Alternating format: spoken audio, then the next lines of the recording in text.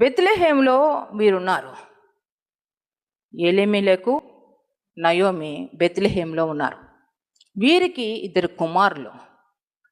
బెత్లెహేము అనగా రొట్టెల ఇల్లు, సమృద్ధి కలిగినటువంటి స్థలం అనే అర్థం.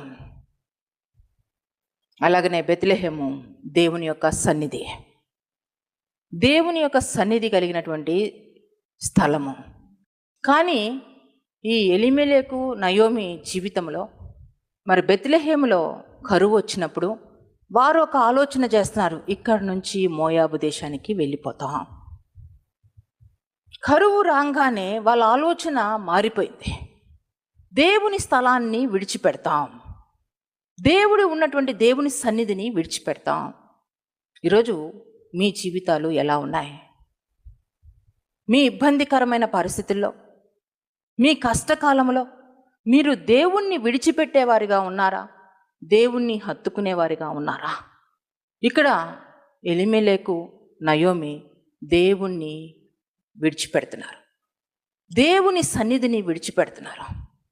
చాలామంది జీవితాల్లో వారు ఉన్నతంగా ఆశీర్వదించబడినప్పుడు, దీవించబడినప్పుడు బాగానే ఉంటారు. కొన్ని శ్రమలు వచ్చినప్పుడు, సమస్యలు వచ్చినప్పుడు, కష్టం వచ్చినప్పుడు, నష్టం వచ్చినప్పుడు ప్రార్థన కూడా చేయరు, ప్రార్థనలో మోకరించరు, ప్రార్థన మర్చిపోతారు.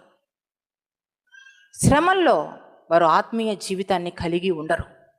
కనుక మీ జీవితాల్లో ఒక్కసారిగా మీ యొక్క ఆత్మీయ జీవితం ఎలా ఉందో దృష్టించండి. దేవుణ్ణి విడిచిపెట్టే విశ్వాసం మీలో ఉందా? దేవుణ్ణి విడిచిపెట్టి వెళ్ళిపోతున్నారా? ప్రార్థన చేయకుండా మౌనుకున్నారా? దేవుని సన్నిధిని మీరు ఆశ్రయించలేని వారిగా ఉన్నారా? అంత్య దినాల్లో, అపాయకరమైన రోజుల్లో దేవుని అందలి విశ్వాసం లేని దుష్ట హృదయం ఉంటుందంట.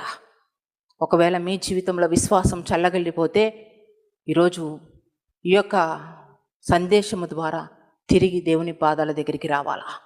దేవుని సన్నిధిని విడిచిపెట్టడం బహుఘోరం. దేవునితో సహవాసము చేయనటువంటి జీవితము బహుఘోరంగా మారిపోతుంది. అన్ని విషయాల్లో ఒక నిర్దిష్టమైన గురి కలిగి మీరు ముందుకు సాగాల. అంతేగాని దేవుణ్ణి విడిచిపెట్టే మనసు ఉండొద్దు.